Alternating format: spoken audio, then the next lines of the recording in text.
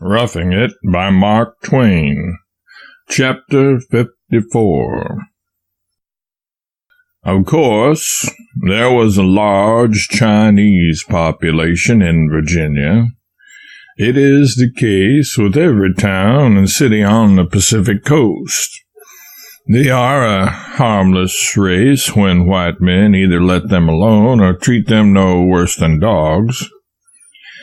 In fact, they are almost entirely harmless anyhow, for they seldom think of resenting the vilest insults or the cruelest injuries. They are quiet, peaceable, tractable, free from drunkenness, and they are as industrious as the day is long. A disorderly Chinaman is rare, and a lazy one does not exist. So long as a Chinaman has strength to use his hands, he needs no support from anybody. White men often complain of want of work, but a Chinaman offers no such complaint. He always manages to find something to do. He is a great convenience to everybody, even to the worst class of white men, for he bears the most of their sins, suffering fines for their petty thefts, imprisonment for their robberies, and death for their murders. Any white man can swear a Chinaman's life away in the courts, but no Chinaman can testify against a white man. Ours is the land of the free. Nobody denies that. Nobody challenges it. Maybe it is because we won't let other people testify. As I write, news comes that in broad daylight in San Francisco, some boys have stoned an inoffensive Chinaman to death, and that although a large crowd witnessed the shameful deed, no one interfered. There are 70,000 and possibly 100,000 Chinamen on the Pacific coast. There were about 1,000 in Virginia. They were penned into a Chinese quarter, a thing which they do not particularly object to, as they are fond of herding together. Their buildings were of wood, usually only 1 story high, and set thickly together along streets scarcely wide enough for a wagon to pass through. Their quarter was a little removed from the rest of the town. The chief employment of Chinamen in towns is to wash clothing. They always send a bill like this below, pinned to the clothes. It is mere ceremony, for it does not enlighten the customer much. The illustration in the book shows a long vertical strip written in Chinese. Their price for washing was $2.50 per dozen, rather cheaper than white people could afford to wash for at that time. A very common sign on the Chinese houses was, "See Yup, washer and ironer. Hong Wo, washer. Sam Sing and Ah Hop, washing." The house servants, cooks, etc. in California and Nevada were chiefly Chinamen. There were few white servants and no China women so employed. Chinamen make good house servants, being quick, obedient, patient, quick to learn, and tirelessly industrious. They do not need to be taught a thing twice as a general thing. They are imitative. If a Chinaman were to see his master break up a center table in a passion and kindle a fire with it, that Chinaman would be likely to resort to the furniture for fuel forever afterward. All Chinamen can read, write, and cipher with easy facility. Pity, but all our petted voters could. In California, they rent little patches of ground and do a deal of gardening. They will raise surprising crops of vegetables on a sand pile. They waste nothing. what is rubbish to a Christian, a Chinaman carefully preserves and makes useful in one way or another. He gathers up all the old oyster and sardine cans that white people throw away, and procures marketable tin and solder from them by melting. He gathers up old bones and turns them into manure. In California, he gets a living out of old mining claims that white men have abandoned as exhausted and worthless. And then the officers come down on him once a month with an exorbitant swindle to which the legislature has given the broad general name of foreign mining tax. But it is usually inflicted on no foreigners but Chinamen. This swindle has in some cases been repeated once or twice on the same victim in the course of the same month. But the public treasury was no additionally enriched by it, probably. Chinamen hold their dead in great reverence. They worship their departed ancestors, in fact. Hence, in China, a man's front yard, backyard, or any other part of his premises is made his family burying ground, in order that he may visit the graves at any and all times. Therefore, that huge empire is one mighty cemetery.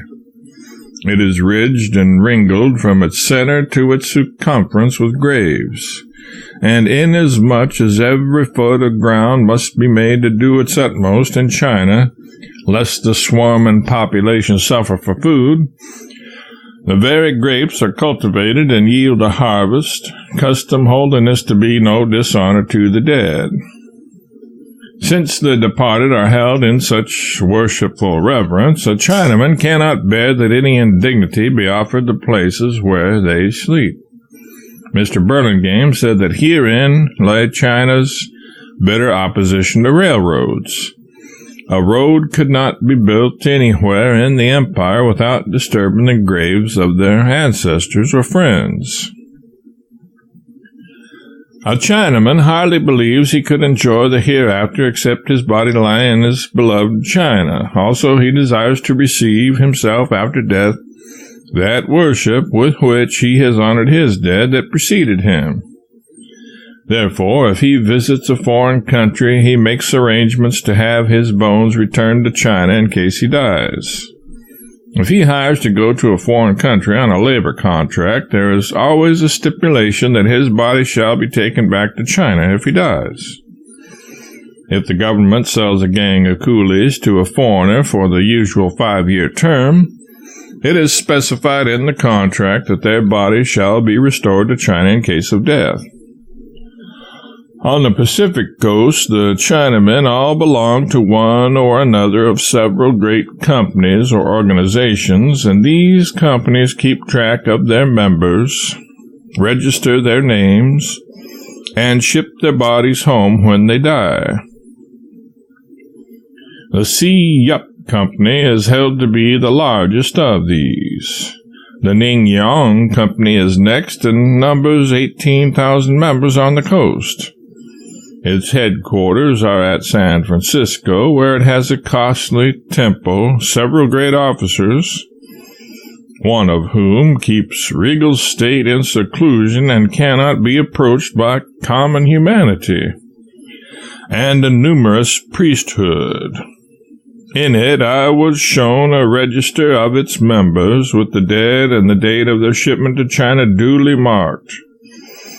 Every ship that sails from San Francisco carries away a heavy freight of Chinese corpses, or did at least until the legislature, with an ingenious refinement of Christian cruelty, forbade the shipments, as a neat, underhanded way of deterring Chinese immigration.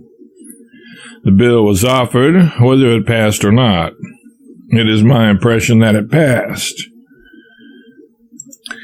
There was another bill that became a law compelling every incoming Chinaman to be vaccinated on the wharf and pay a duly appointed quack — no decent doctor would defile himself with such legalized robbery — $10 for it. As few importers of Chinese would want to go to an expense like that, the lawmakers thought this would be another heavy blow to Chinese immigration. What the Chinese quarter of Virginia was like, or indeed what the Chinese quarter of any Pacific Coast town was and is like, may be gathered from this item which I printed in the Enterprise while reporting for that paper. Chinatown. Accompanied by a fellow reporter, we made a trip through our Chinese quarter the other night. The Chinese have built their portion of the city to suit themselves, and as they keep neither carriages nor wagons, their streets are not wide enough, as a general thing, to admit of the passage of vehicles. At 10 o'clock at night, the Chinaman may be seen in all his glory. In every little cooped-up, dingy cavern of a hut, faint with the odor of burning joss lights, and with nothing to see the gloom by save the sickly gutter and tallow candle, were 2 or 3 yellow, long-tailed vagabonds, coiled up on a sort of short truckle bed, smoking opium, motionless, and with their lustreless eyes turned inward from excess of satisfaction. Or rather, the recent smoker looks thus immediately after having passed the pipe to his neighbor. For opium smoking is a comfortless operation and requires constant attention. A lamp sits on the bed, the length of the long pipe stem from the smoker's mouth. He puts a pellet of opium on the end of a wire, sets it on fire, and plasters it into the pipe much as a Christian would fill a hole with putty. Then he applies the bowl to the lamp and proceeds to smoke. And the stewing and frying of the drug and the gurgling of the juices in the stem would well nigh turn the stomach of a statue. John likes it, though. It soothes him. He takes about 24 whiffs and then rolls over to dream. Heaven only knows what, for we could not imagine by looking at the soggy creature. Possibly in his visions he travels far away from the gross world in his regular washing and feasts on succulent rats and birds' nests in paradise. Mr. Ah Sing keeps a general grocery and provision store at number 13 Wang Street. He lavished his hospitality upon our party in the friendliest way. He had various kinds of colored and colorless wines and brandies with unpronounceable names, imported from China in little crockery jugs, and which he offered to us in dainty little miniature wash basins of porcelain. He offered us a mess of birds' nests, also small, neat sausages, of which we could have swallowed several yards if we had chosen to try, but we suspected that each link contained the corpse of a mouse and therefore refrained. Mr. Sing had in his store 1,000 articles of merchandise, curious to behold, impossible to imagine the uses of, and beyond our ability to describe. His ducks, however, and his eggs we could understand. The former was split open and flattened out like codfish, and came from China in that shape, and the latter were plastered over with some kind of paste which kept them fresh and palatable through the long voyage. We found Mr. Hong Wo, number 37 Chow Chow Street, making up a lottery scheme. In fact, we found a dozen others occupied in the same way in various parts of the quarter, for about every third Chinaman runs a lottery, and the balance of the tribe buck at it. Tom, who speaks faultless English and used to be chief and only cook to the Territorial Enterprise when the establishment kept Bachelor's Hall 2 years ago, said that sometime Chinaman buy ticket $1 hap, catch 'em 200-300, sometime no catch 'em anything. Lottery like one man fight 'em 70. Maybe he whip, maybe he get whip himself. Really good. However, the percentage being 69 against him, the chances are, as a general thing, that he get whipped himself. We could not see that these lotteries differed in any respect from our own, save that the figures being Chinese, no ignorant white man might ever hope to succeed in telling the other from which. The manner of drawing is similar to ours. Mr. C. Yup keeps a fancy store on Live Fox Street. He sold us fans of white feathers, gorgeously ornamented, perfumery that smelled like Limburger cheese, Chinese pens, and watch charms made of a stone unscratchable with steel instruments, yet polished and tinted like the inner coat of a seashell. As tokens of his esteem, C. Yup presented the party with gaudy plumes made of gold tinsel and trimmed with peacock's feathers.